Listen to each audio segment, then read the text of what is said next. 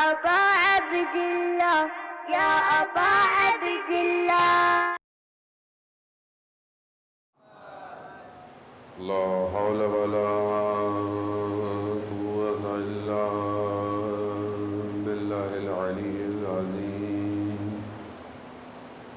حسبنا الله ونعم الوكيل، نعم المولى ونعم النصير. أعوذ بالله من الشيطان الرجيم. بسم الله الرحمن الرحيم. الحمد لله الذي يؤمن الخائفين وينجي الصالحين ويضع المستكبرين ويهلك ملوكا ويستخلف آخرين. والصلاة والسلام على رسول الثقلين محبوب رب المشرقين والمغربين جد الحسن والحسين نبينا سيدنا أبي القاسم محمد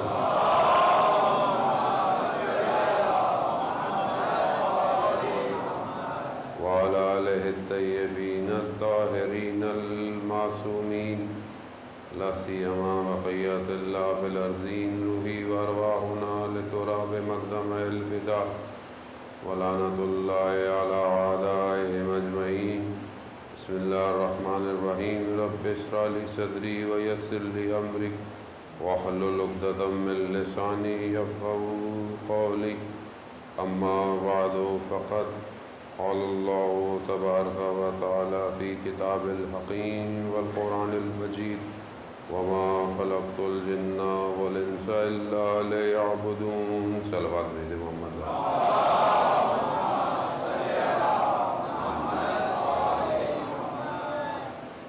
عزیزان محترم، ماہ ذی الحج کے آخری ایام ہیں.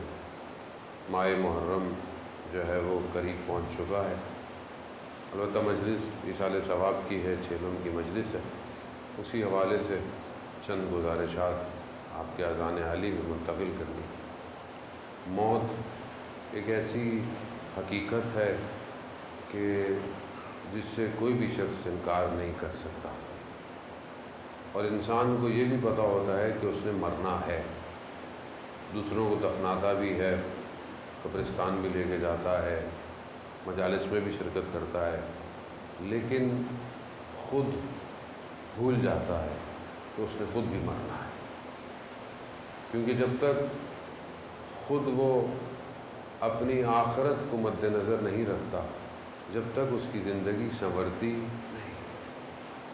انسان تھوڑی سی دیر موت کو جب دیکھتا ہے، کسی کو اپنے سامنے دنیا سے جاتا ہوا، تو تھوڑی دیر کے لیے اس کے وجود میں ایک تلنگر، ایک بیداری آتی ہے.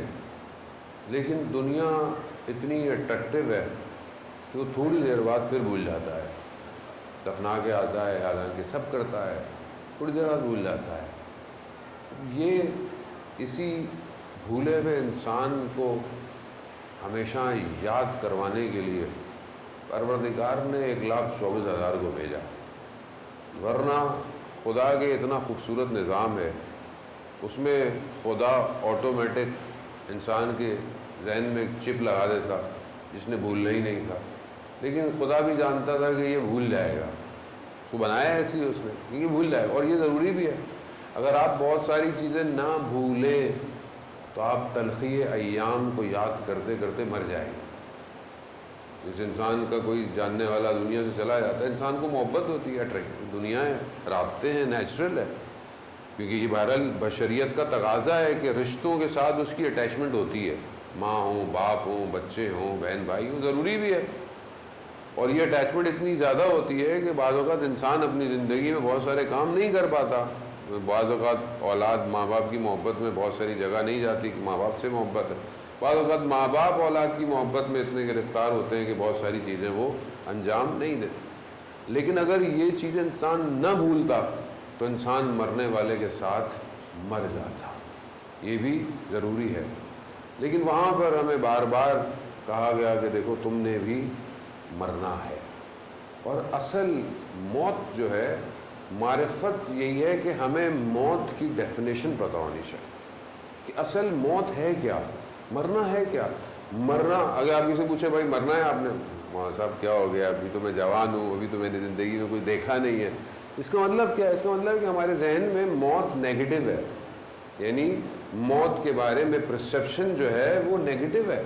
جیسا مثال کے طور پر بہت ساری چیزیں اگر آپ سے کہی جائیں تو آپ کے ذہن میں منفی اس کا خیال آتا ہے. بہت ساری چیزیں، مثلا آپ کہیں سے گزر رہے ہو اور اس جگہ آپ کا کوئی حادثہ ہوا ہو تو آپ سے کوئی کہے بھائی وہاں چلنا ہے، تو آپ کہیں نہیں میں وہاں نہیں جاؤں گا. کیوں؟ منفی ہے. کوئی چیز کھانے میں کبھی آپ کو نقصان دے جائے، آپ کی طبیعت خراب ہو جائے، اب جتنا اچھا کھانا ہو سامنے والا آپ کو پیش کرے، آپ گھبرا جائیں گے، آپ بولے نہیں میں نے، کیونکہ ذہن منفی اس کو لے کر بیٹھ چکا ہے، یعنی چپ اندر اسٹرانگ ہے آپ کی، لے لیتی ہے. موت کو بھی ہمیں ڈیفائن ایسے ہی کیا گیا ہے. زیادہ تر ایسے لگتا ہے کہ موت یعنی نقصان، موت یعنی پریشانی، موت یعنی لاس. موت نقصان نہیں ہے.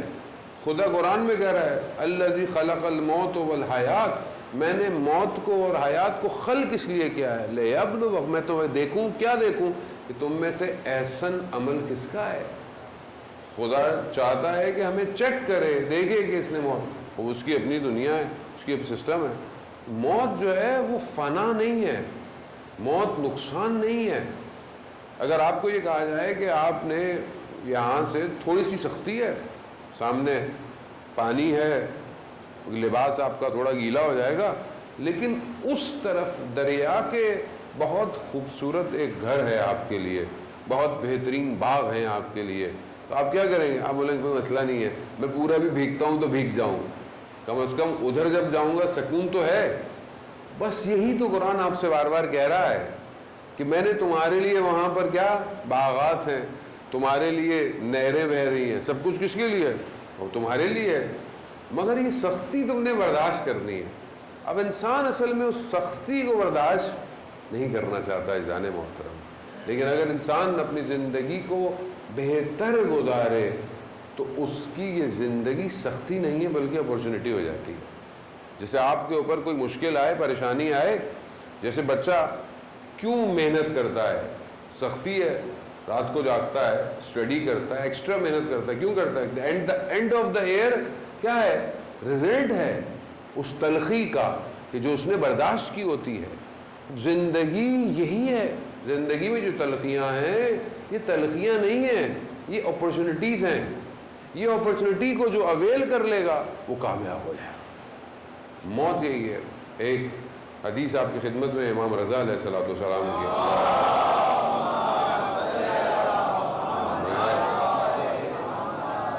امام سے سوال پوچھا شخص جس نے حدیث کو بیان کیا، کہتا ہے میں نے مولا سے پوچھا کہ کیفا اصبحت، کہ مولا آپ نے صبح کیسے کرتے ہیں، یعنی آپ کی صبح کیسے ہوتی ہے.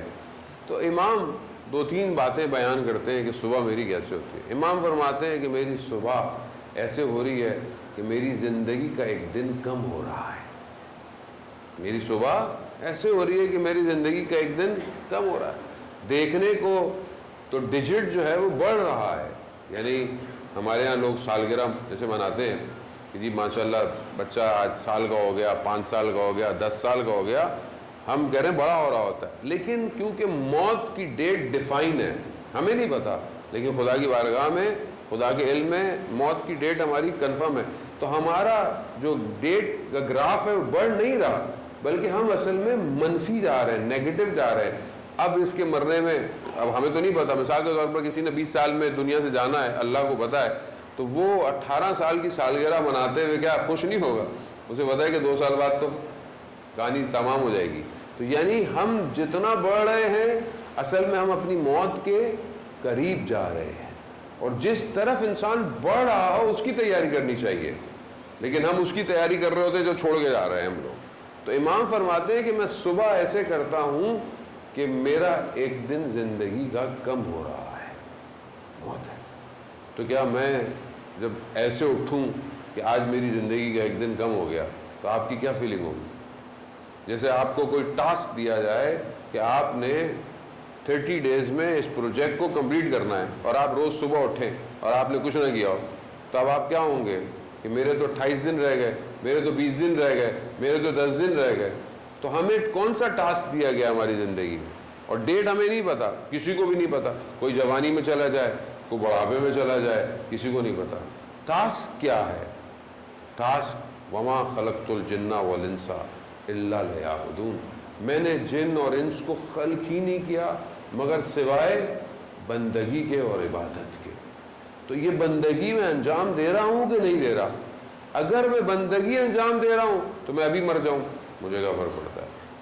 اور اگر میں نے بندگی انجام نہیں دی تو میں 100 سال بھی زندہ رہ لوں، 700 سال بھی زندہ رہ لوں، تو میں نے کیا کیا؟ حضرت نوح علیہ السلام 2500 سال زندہ رہے. 2500 سال بہت ہوتا ہے. آج کل تو ویسے ہی بہت شارٹ لائف ہے ہماری، تو ویسے بھی 60 سال بھی آج تو بہت مشکل سے کوئی جی لے. تو ویسے ہی بیماریاں، ہماری اپنی زندگی کا روٹین، کھانا پینا، جوان جو ہے وہ اتنی جلدی چلا جاتا ہے، پھر حادثے اپنی جگہ الگ ہوتے ہیں. حضرت نوح علیہ السلام جب اپنے آخری ایام میں تھے اور جب ملک الموت تشریف لائے تو انہوں نے کہا کہ بس میں آ گیا ہوں. تو وہ دھوپ میں، روایات کہتی ہے کہ لیٹے ہوئے تھے، تو انہوں نے کہا کہ مجھے چھاؤں میں جانے دو. جب ان سے پوچھا کہ 2500 سال کیسے گزرے تو وہ کہتے ہیں کہ دھوپ سے چھاؤں میں جانے کا نام زندگی ہے. یہی زندگی. اور ہماری زندگی تو ویسے بھی کچھ بھی نہیں ہے. آپ سوچیں نا کہ ہم زندہ ایسے رہ رہے ہیں. وہی اہل بیت کے کلام سے بہتر کوئی کلام نہیں ہو سکتا. قال امیر المومنین علی ابن ابی طالب علیہ الصلوۃ والسلام، صلی اللہ علیہ محمد. امام ارشاد فرماتے ہیں کہ مجھے تعجب ہوتا ہے اس شخص پر کہ جو اپنی ساری زندگی کمانے میں خرچ کر دیتا ہے اور پھر اپنی کمائی کو اپنی صحت پہ خرچ کر دیتا ہے، اور زندہ ایسے ہے جیسے اس میں مرنا ہی نہیں، اور جب مرتا ہے تو ایسے جیسے کبھی زندہ تھا ہی نہیں. تو ہم ایسے ہی زندہ رہ رہے، ہم ایسے زندہ رہ رہے جیسے ہم نے پتہ ہی نہیں ہے کہ ہم نے مرنا بھی ہے کہ نہیں ہے. اس کا مطلب یہ نہیں ہے کہ اب آپ ٹینشن میں رہیں، پریشانی میں رہیں، گھبراہٹ میں، نہیں، ایسا نہیں ہے عزیزان محترم. یعنی خوشی کے عالم میں انسان زندہ رہے. جیسے ہم چاہ رہے، جس امام کے ماننے والے وہ کہتے تھے کہ موت مجھے بالکل کس طرح ہے، مطلب موت میرے لیے تو اصل ایسی کوئی چیز ہی نہیں جس سے انسان گھبرائے. یا کربلا کے جو آپ کے سامنے جو اصحاب سید الشہداء علیہ السلام ہیں، یا جوانان جو ہیں کربلا کے، وہ کیسے ہیں؟ کہ حضرت علی اکبر سے جب پوچھا گیا کہ موت، کہا بابا اگر ہم حق پر ہیں تو کیا فرق پڑتا ہے، ہم موت پہ جا پڑے یا موت ہم پہ آ پڑے. اس کا مطلب کیا؟ اس کا مطلب ہے موت لاس نہیں ہے. اس کو جب تک ہمیں معرفت حاصل نہیں ہوگی ہماری زندگی بہتر نہیں ہو سکتی. تو امام فرماتے ہیں کہ میں صبح ایسے کرتا ہوں میری زندگی کا ایک دن کم ہو رہا ہے. دوسرا امام فرماتے ہیں کہ میں صبح ایسے کرتا ہوں کہ میرے زندگی کے اعمال محفوظ کیے جا رہے ہیں. یعنی جو بھی ہم عمل انجام دے رہے ہیں وہ سیف ہو رہا ہے. جیسے آپ اپنے موبائل پہ کوئی ڈیٹا سیو کرتے ہیں، تصویریں کھینچتے ہیں، ویڈیو بناتے ہیں، وہ سیف ہو رہی ہے. آپ ایک ایک چیز آپ کی جو ہے وہ صلوات بھیجتے ہیں محمد والے میں.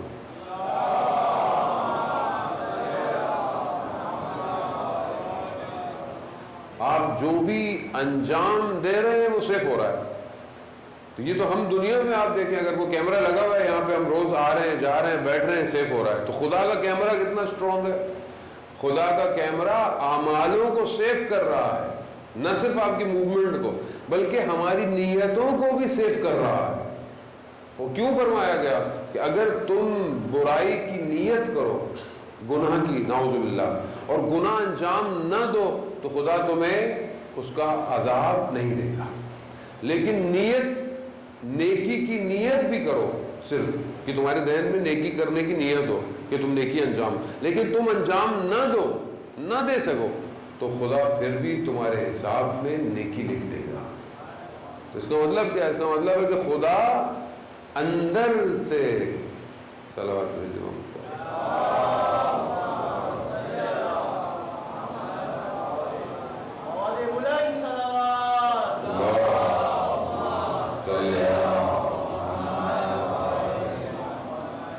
یعنی خدا کہ ہاں ہماری نیتیں بھی محفوظ ہو رہی ہیں. تو یہ بہت آسان سا ہے کہ آپ انسان کم سے کم نیت تو اچھی رکھیں. اور یہ بہت ضروری ہے. جس معاشرے میں ہم زندہ ہیں وہاں پر پازیٹیو سوچ رکھنا امپورٹنٹ ہے، کیونکہ معاشرہ ایسا ہو گیا کہ انسان نیگیٹو رہتا ہے. میڈیا نیگیٹو کرتا ہے، باہر جائیں ہر چیز نیگیٹو ہے، اور انسان بھی سوء ظن زیادہ رکھتا ہے، حسن ظن کم. جبکہ کہا گیا ہے کہ حسن ظن رکھو، نیگیٹو مت سوچو. تو یہ ساری چیزیں آپ کی وجود پر اثرات مرتب کرتی ہیں. اگر انسان نفرتوں میں زندہ ہے تو یہ نفرت اس کی عبادت کو بھی کھا جاتی ہے. مثال کے طور پر انسان غیبت کرتا ہے، بیٹھتا ہے انسان تیسرے شخص کی، کیونکہ ہمارے پاس جب اچھی گفتگو نہ ہو تو ہم تیسرے شخص کی برائی کرتے ہیں، ظاہر ہے. تو جب تیسرے شخص کی انسان برائی کر رہا ہے تو کیا ہوتا ہے؟ غیبت ہو رہی ہے. پتہ نہیں اس نے وہ انجام دیا ہے کہ نہیں دیا. ایک شخص کہ جس کو لائف آفٹر ڈیتھ ایکسپیرینس ہوا، یعنی مرنے کے بعد کیا ہوتا ہے، دنیا میں کئی لوگوں کو ہوتا ہے. کسی کا ایکسیڈنٹ ہو جاتا ہے، کوئی آپریشن میں کوما میں چلا جاتا ہے، کئی لوگ دنیا میں ایسا ہوتا ہے. تو وہ اس کا ایکسیڈنٹ ہوا، وہ گرتا ہے تو اس کا آپریٹ تھا شاید آنکھ کا، 3 منٹ یا پتہ نہیں کتنے منٹ میں جس نے ڈاکٹر نے ڈیسیجن لینا تھا کہ اس کو آپریٹ کرے یا نہ کرے، کیا کرے، لیکن اتنی دیر میں وہ کوما میں چلا گیا. اور وہ کہتا ہے کہ میں نے دیکھا میرے سامنے میز پر ایک پوری بڑی فائل کھلی ہوئی ہے، میں سمجھ گیا کہ میں مر گیا ہوں، اب میرا حساب کتاب ہو رہا ہے. تو دیکھا کہ جس دن وہ بالغ ہوا تھا، مرد جوان جو ہوتا ہے لڑکا، آپ کو پتا ہے کہ 14 سال کے آس پاس اور بلوغت کی نشانی ہے، بالغ ہو جاتا ہے. اور جب وہ بالغ ہو جاتا ہے تو اس کے اوپر نماز، روزہ، یہ ساری چیزیں کیا ہیں؟ واجب ہو جاتی ہیں. وہ کہہ رہا ہے جس دن میں بالغ ہوا اس دن سے میری فائل ڈیٹ کے ساتھ کھلی ہوئی تھی. پہلا صفحہ، نماز پڑھی، کیسے پڑھی، پہلی نماز، اس کے ساتھ پوری ڈیٹیل، پھر اگلا صفحہ. اچھا وہ بچہ جو لڑکا تھا وہ مذہبی لڑکا تھا، یعنی مسلمان، مذہبی، ماتمی، عزادار، سب ایسی تھا. لیکن وہ اپنی فائل پیج پلٹتا ہے، آج اس نے نیک کام کیے. رات یعنی جب صفحے کے آخر میں پہنچتا تھا تو اس کے اعمال ڈیلیٹ ہو رہے تھے، یعنی جو اس کی نیکیاں تھیں وہ اڑ رہی تھی. کیوں؟ سارا دن محنت کی، رات کو غیبت کر دی. اور آپ کو پتہ ہے حدیث ہے کہ جس کی تم غیبت کرتے ہو تمہارے اعمال نیک اس کے حصے میں چلے جائیں. اب آپ کر لیں، پہلے ہمارے نیک اعمال نہیں ہے، ہم پہلی مائنس میں زندگی گزار رہے ہیں، تو رہی صحیح جو ہے وہ بھی چلے گئے. تو عزیزان محترم، معاشرہ، ہم جب آج کل انسان اعتراض کرتا ہے نا کہ یہ خراب ہے، یہ خراب ہے، یہ خراب ہے، یہ خراب کیا ہے؟ یہ خراب ہم خود خراب ہیں، دوسرا تھوڑی خراب ہے.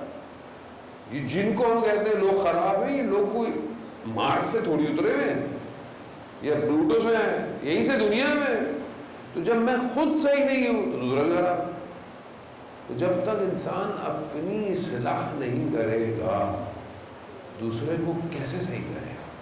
پہلے ہم تو پازیٹیو ہو جائیں. جب آپ پازیٹیو ہوں گے تو معاشرہ خود بخود پازیٹیو ہو جائے گا. یہ بہت ضروری ہے، کیونکہ میرا ہر عمل محفوظ. اب آپ بولیں گے ہم کیوں اچھے ہوں، فلانا برا ہے، فلانی یہ ہے، فلانا وہ. آپ سے آپ کا حساب کتاب لیا جائے گا، آپ سے دوسرے کا نہیں پوچھا جائے گا. اگر آپ کو یہ معرفت ہو کہ میں نے قبر میں میں نے جواب دینا ہے تو انسان کبھی بھی، عزیزان محترم، قبر کے اندر سب سے زیادہ عذاب زبان کی وجہ سے ہے. سب سے زیادہ عذاب، غیبت، تہمت، بد اخلاقی، 200 گناہ شہید دستغیب شیرازی نے گناہ کبیرہ کے اندر بیان کی ہے. زبان سب سے، اگر انسان کی زبان ٹھیک ہو جائے، آج کتنی معاشرے میں برائیاں ختم ہوئی. آج فساد، لڑائیاں، جھگڑے، خاندان میں نفرتیں، طلاقیں، سب کس کی وجہ سے؟ زبان کی وجہ سے. اگر آپ تھوڑی دیر صبر کر جائیں، سامنے سے غصے میں آئے، آپ کی گاڑی سے کوئی ٹچ کر گیا، کوئی بائک سے ٹچ کر گیا، کچھ ہوتا ہے، انسان ہے، تو آپ غصہ نہ کریں، کہتے کوئی مسئلہ نہیں، ٹھیک ہے یار چلے جاؤ. مگر ایسا معاشرہ کہاں سے لے کر آئے؟ تو جس کی غلطی نہیں بھی ہوتی ہے وہ بھی آگے سے جوڑ کے جو ہے وہ دوڑتا ہوا آ رہا ہوتا ہے. جانے معاشرہ یہی چاہیے. اللہ نے نبیوں کو اسی معاشرے کی اصلاح کے لیے بھیجا تھا، مگر مولا کائنات نہیں جانتے تھے کہ انسان جو ہے وہ میزائل بنا لے گا، اسپیس بنا لے گا، چیٹ جی پی ٹی بنا لے گا، آرٹیفیشل انٹیلیجنس بنا لے گا. پتا تھا ان کو، انہوں نے کیوں نہیں بتایا؟ انہیں پتا تھا انسان یہ سب بنا لے گا، مگر انسان نہیں بن پائے گا. نہج البلاغہ انسان بننے کا فارمولہ ہے. اسی لیے مولا امیر فرماتے ہیں، کیا فرماتے ہیں؟ انسان اپنی زبان کے پیچھے پوشیدہ ہے. یعنی اگر آپ سامنے سے دیکھیں انسان بڑے اچھے کپڑے پہنا ہو، برانڈڈ کپڑے پہنا ہو، بال بھی اچھے ہوں، جوتے بھی اچھے ہوں، اور اگر وہ زبان کھول لے تو اوقات اس کی آپ کو پتا چل جاتی. تو انسان زبان کے پیچھے پوشیدہ ہے. یہی زبان انسان کی قبر میں اس کو جنت کے باغوں میں باغ بنا دے گی. یہی زبان اس کی قبر کو جہنم کی کھڑکی بھی بنا دے گی. تو ابھی ہمارے اپنے اوپر ہے ظالم ہوتا کہ ہم اپنی زبان پہ کتنا کنٹرول کرتے ہیں، کیونکہ زبان سے نکلا ہوا تیر واپس کبھی نہیں آئے گا. وہ مشہور واقعہ، ایک بچے کو جو باپ نے تربیت کرنی تھی، بچہ جو ہے وہ غصہ کرتا تھا اور غصے میں آتا تھا تو زبان سے جو آتا تھا بولتا رہتا تھا. تو باپ نے یہی کہا کہ فلانا درخت ہے، جب بھی تمہیں غصہ آئے جا کر اس درخت میں کیل جو ہے وہ ٹھوک دیا کرو. تو اس کو جب بھی غصہ آتا تھا وہ جا کے کیل جو ہے وہ لگا گیا. کچھ دنوں بعد اس کا غصہ ٹھنڈا ہو گیا یہ ایکٹیویٹی کر کے، لیکن جب درخت کو جا کر دیکھا تو کیل ہی کیل لگے ہوئے تھے. تو اس نے کہا بیٹے سے کہ بیٹا ان کیلوں کو باہر نکالو. جب کیلوں کو باہر نکالا تو درخت میں سوراخ ہی سوراخ ہے.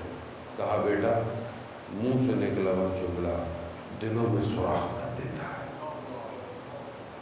میں تو بول کے چلا گیا. ہو سکتا ہے بعد میں جیسے جوان بیٹے میں ماں باپ سے ناراض ہو گئے، ماں باپ پہ جملہ آواز اونچی کر دی، پھر بعد میں امی سوری، ابو سوری. بیٹا سوری تو ہو گیا، لیکن جو ان کے دل پر ہوا، کس کو میں نے کس طرح پالا تھا، یہ آج میرے آگے زبان درازی کر رہا ہے. استغفر. قرآن ماں باپ کے لیے کیا کہہ رہا ہے؟ عزت محترم، اگر واقعاً قرآنی معاشرہ ہو تو وہ قرآن سے درس لیتا ہے. قرآن کیا کہتا ہے؟ ماں باپ کے آگے اف مت کرو. اور امام جعفر صادق علیہ السلام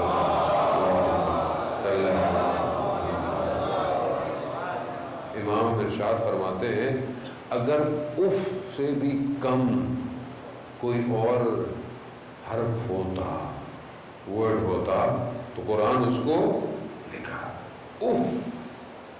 اور یہاں آج کے جوان، میں خدا نخواستہ آپ کو کہہ رہا ہوں، جنرل بات کر رہا ہوں، کس طرح انسان آج کل بہیو کر رہا ہے. تو بہت ضرورت ہے کہ انسان اپنی اصلاح کرے. موت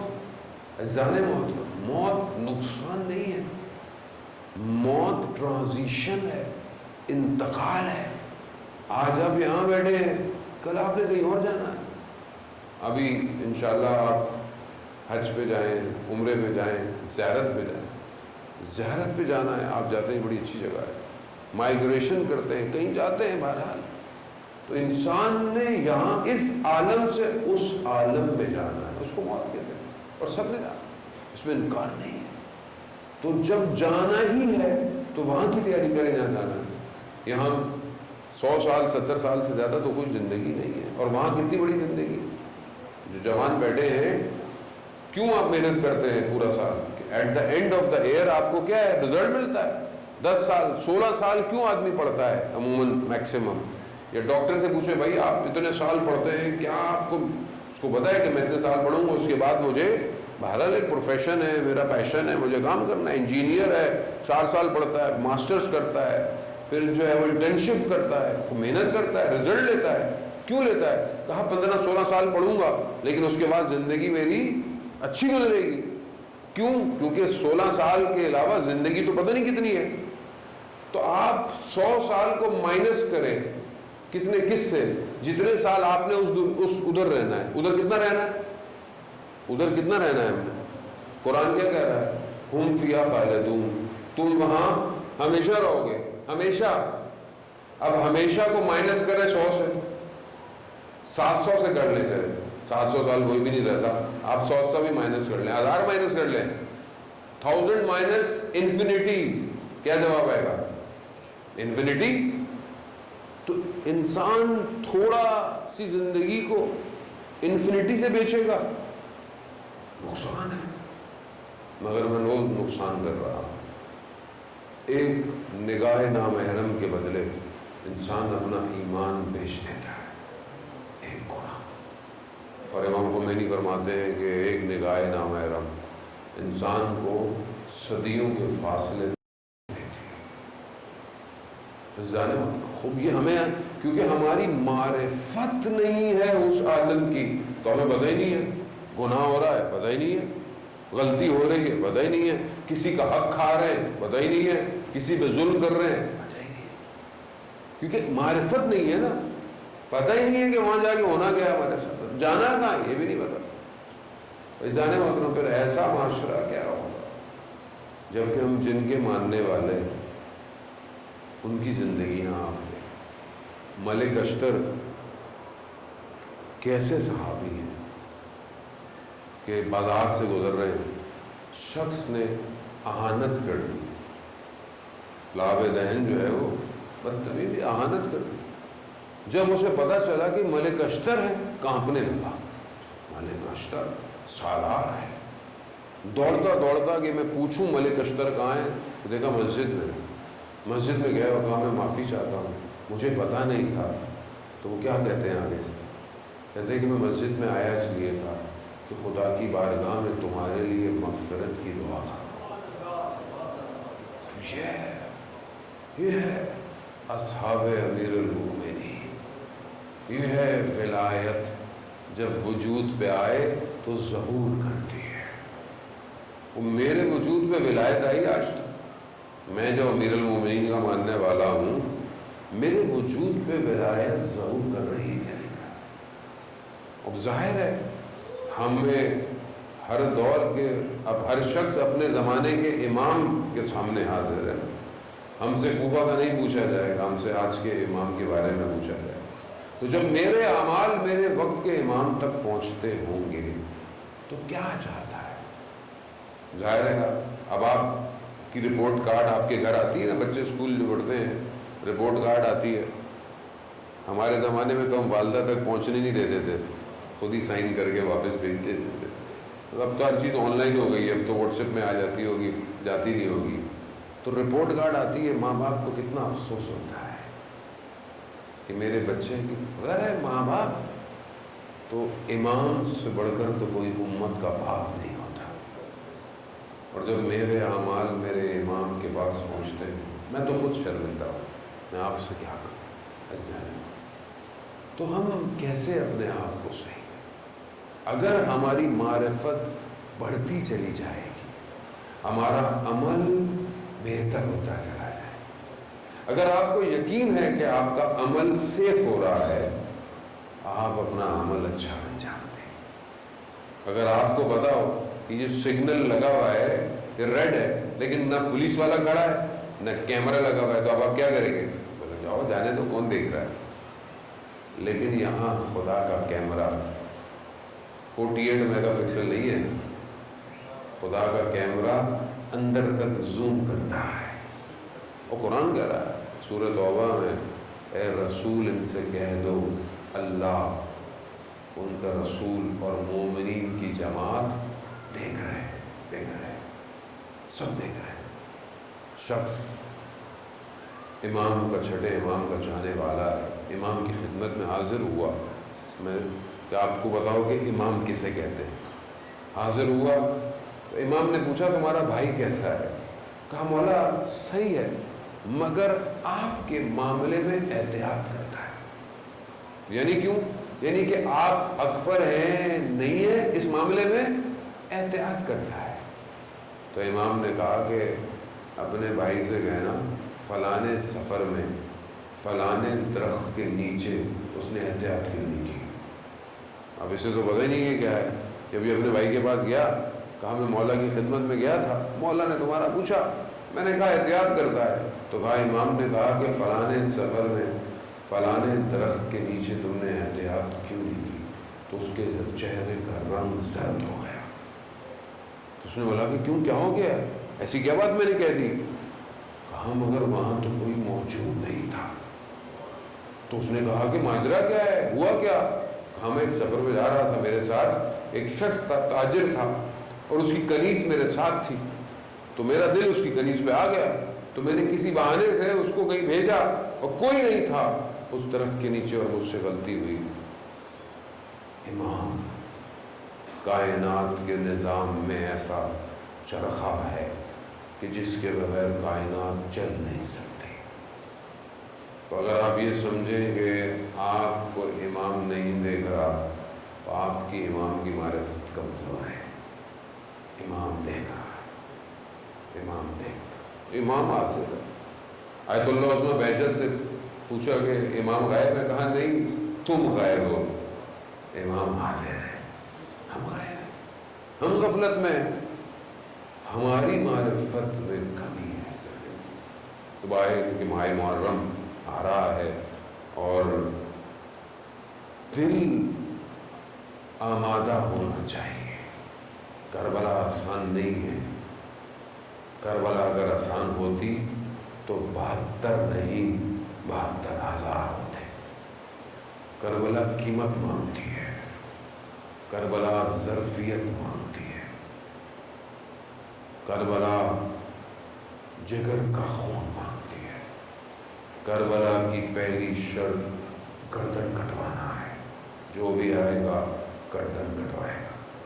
کیا ہم نے اپنی گردنوں کو تیار کیا؟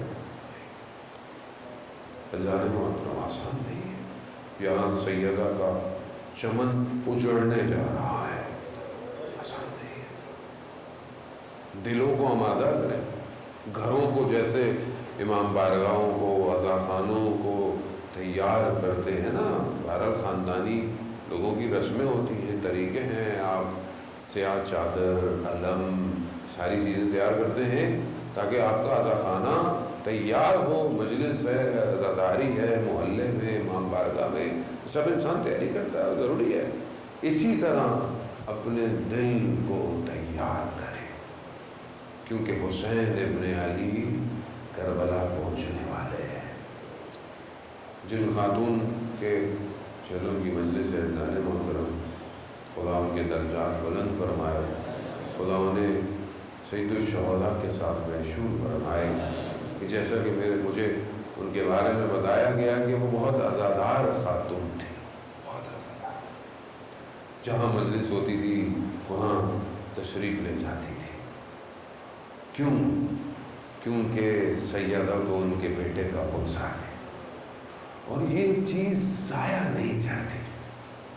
ایک قدم بھی اگر حسین ابن علی کے لیے اٹھے، اللہ اکبر، یہ ضائع نہیں جاتا۔ ہو سکتا ہے ہمیں نظر نہیں آ رہا، ہمیں یہ سادگیاں نظر نہیں آتی ہیں ذرے محترم۔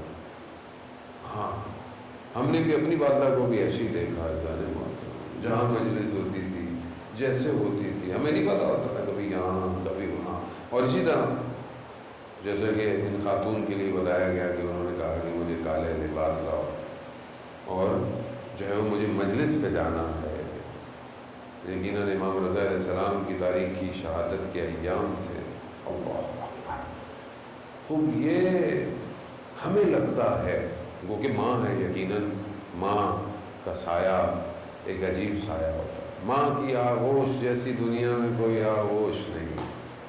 ماں چلی جائے تو انسان کو آغوش نہیں ملتی کہ روئے کہاں، کون سمیٹے گا؟ ماں جیسی بھی ہو اولاد جتنی بھی نافرمان ہو ماں کی آغوش کھلی رہتی ہے، آؤ بیٹا آ گیا، ساری رات جاگتی رہے گی، اولاد چاہے کہیں پہ بھی ہو سوتی نہیں ہے ماں۔ کیسے ہو سکتا ہے عزیزان محترم؟ لیکن بہرحال ماں نے جانا ہوتا ہے دنیا سے۔ خوش قسمت ہیں وہ لوگ عزیزان محترم جن کی مائیں زندہ ہیں، اپنی ماؤں کی خدمت کریں، ماؤں کے پاؤں۔ یہ چیزیں شاید جوانی میں سمجھ نہیں آتی ہیں انسان، لیکن جب انسان بڑھاپے کی طرف جاتا ہے اور جب انسان خود ماں یا باپ بن جاتا ہے تو اسے پتہ چلتا ہے کہ ماں باپ نے کتنی زحمت کی۔ عزیزان محترم اولاد نہیں سمجھتی ان باتوں کو، کیوں ماں اتنی پریشان نہیں سمجھتی۔ عزیزان محترم بس یہ ماں ہی ہوتی ہے جس کی وجہ سے آج آپ عزاداری میں بیٹھے ہوئے ہیں۔ یہ ماں ہی ہے، جب آپ پیٹ میں تھے نا تو بھی وہ حسین حسین کرتی تھی، یہ اس ماں کی وجہ سے۔ خدا ان ماؤں کو جو دنیا سے چلی گئی ہے ان کے درجات کو بلند فرمائے۔ ایسا مگر کیا کریں، ایک ماں مدینہ چھوڑنے والی ہے، ماہ محرم کا چاند ان قریب نکلنے والا ہے، اور ایک بیمار ماں جس کی پسلیاں ٹوٹی ہوئی مدینہ چھوڑ دے گی، گلی گلی گاؤں گاؤں شہر شہر۔ اللہ اکبر، حقیقت ہے۔ ایک بہت بڑے عالم دین کاشان کے جو کہ بہت بڑے مشہور مجلس پڑھنے والے تھے، کہاں میں گزر رہا تھا تو ایک بوڑھی خاتون مجھے ملی، کہا کہ میرے ہاں مجلس پڑھیں گے، عاشورہ دہ اول 10 دن تھے، بڑے خطیب تھے، ٹائم نہیں تھا، تو کہا کہ میں یہ ان سے کہوں کہ میں نہیں پڑھ سکتا تو بزرگ خاتون برا مان جائیں، تو میں نے ایسا وقت بتایا جس وقت میں لوگ مجلس نہیں پڑھواتے، دوپہر کا وقت، لیکن جیسے ہی میں نے کہا تو ان کا مسئلہ نہیں ہے، آپ آ جائیے گا پڑھنے، کہاں میں پڑھنے چلا گیا، کہا 9 دن میں ان کے یہاں جاتا تھا، بوڑھی سی عورت، چند بوڑھی عورتیں محلے کی، اور بس میں جاتا تھا، مسائل پڑھتا تھا اور چلا۔ 10 محرم کو میں ساری مجلسیں ظہر سے پہلے پڑھتا تھا، ان کو بتانا بھول گیا، میں بھی نہیں گیا، کہا ظہر سے پہلے تھوڑی دیر کے لیے میں استراحت کرنے لیٹا، میری آنکھ لگ گئی، میں نے خواب میں جا دیکھا بی بی سیدہ تشریف لائی اور مجھے کہتی ہے شیخ تم بھول گئے وہ بوڑھی عورت تمہارا انتظار کر رہی ہے۔ اللہ، میں ایک دم گھبرا کے اٹھا، گرمی کے دن تھے، جلدی جلدی لباس پہنا، دوڑتا ہوا میں نے دیکھا وہ خاتون بوڑھی گلی کے کونے پر کھڑی میرا انتظار کر رہی۔ جیسے اس نے مجھے دیکھا، کبھی وہ اپنے گھر جاتی ہے، کبھی گلی کے کونے پہ آتی ہے، کبھی میں نے کہا کہ مجھے دیکھ لیا ہے، چلی کیوں نہیں جا رہی، میں آ رہا ہوں۔ جیسے ہی میں پہنچا تو بوڑھی عورت کہتی شیخ تم نے دیر کر دی، خود سیدہ مجلس میں تشریف لائی۔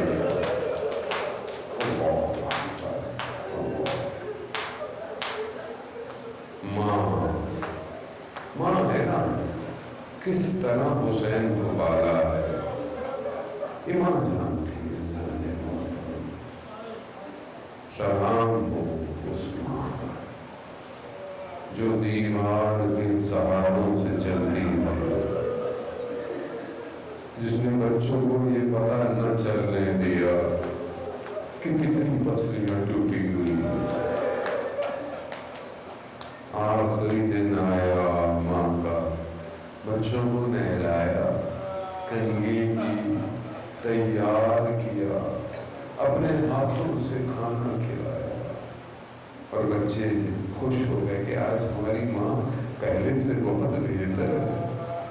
بس خوشی کے عالم میں بچے گھر سے باہر گئے، واپس کیا دیکھا، ماں سو رہی ہے۔ پوچھا ماں کو کیا ہو؟ یہ وقت ماں کے سونے کا تو نہیں ہے۔ بس عزاداران محترم، حسین پر جو پہلا غم گرا کہ جب یہ سنا کہ ماں دنیا سے چلی گئی ہے۔ مصائب آپ سنتے رہتے ہیں، میں تو بس قبر روزن آپ کی خدمت میں عرض کر رہا تھا۔ جب غسل اور کفن دے دیا گیا تو ماں، آپ پتہ ہے نا کہ اولاد ماں کے بدن پہ لپٹتی ہے، مگر حسین ابن علی نہیں آ رہے۔ کیوں نہیں آ رہے؟ کہا جب تک ماں خود نہیں بلائے گی حسین نہیں آئے گا۔ بس کفن کے بند جوتے دوبارہ کے بلائے ہوئے، حسین آؤ، ایسا گریا، اتنا گریا، اللہ اکبر، کہ عرش سے آواز آئی علی بچوں کو ہٹا دو، عرش پہ کوہرام مچتا ہے۔ میں کہوں گا یا امیر المومنین، یہ تو مدینہ ہے، لا یوم یوم کا عبداللہ۔ ارے یہی حسین کا بدر ہوگا کربلا میں، اور ایک چھوٹی سی بچی ہوگی، وہ اپنے بابا کے بدن پر جائے گی، کوئی کوہرام نہیں بچے گا، بلکہ تماچوں تازیانوں سے بدن کو جدا کر دیا جائے گا۔ آزاداران محترم، تیار ہونا، اپنے دل کو آمادہ کرے۔ یہ سختیاں، یہ کاروان کی سختیاں، یہ مشکلات، یہ پانی کی شدتیں، یہ پیاس، یہ ہاتھوں کا بندنا، یہ کوفہ کے بازار، یہ شام کی گلیاں، یہ سب شروع ہونے والا ہے۔ عزاداران محترم، روزے عاشور میں کہتے ہیں کہ ایک ماں آئی ہے مدینہ سے، نہ جانے کس طرح اس نے اپنے لال کو گرتے دیکھا، کند خنجر سے اپنے بیٹے کو ذبح ہوتے دیکھا، نہ جانے کس طرح نیزوں پر سر بلند ہوئے ہوں گے۔ ارے یہ ماں آج بھی اسی خون کے بھرے کردے کو لیے ہر جگہ آتی ہے۔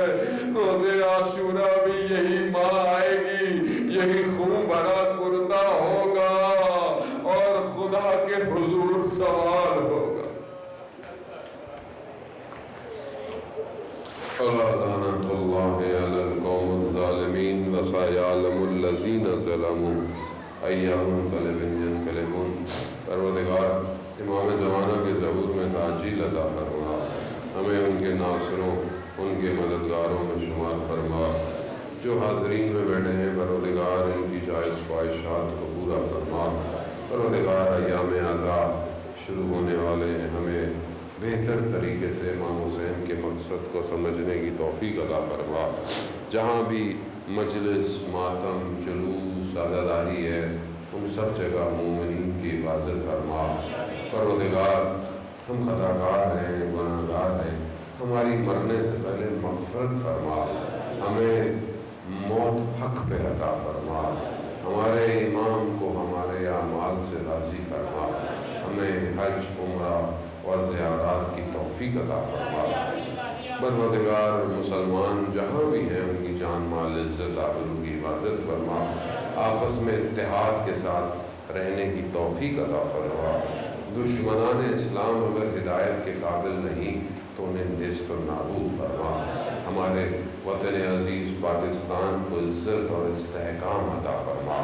پروردگار بہرحال جتنے بھی حاضرین بیٹھے ہیں ان کے مرحومین اور خاص طور پہ جن کے رسالہ ثواب کی مجلس ہے، پروردگار ان کی قبر کو جنت کے باغوں میں سے باغ قرار دے۔ پروردگار ان کی اولاد کو باقیت و صالحات قرار دے، ان کا ہر عمل ان کی والدہ کے حساب میں شمار فرما۔ پروردگار ہمیں، ہمارے مرحومین کو اور خاص طور پر اس مرحومہ کو اہل بیت کی شفاعت نصیب فرما۔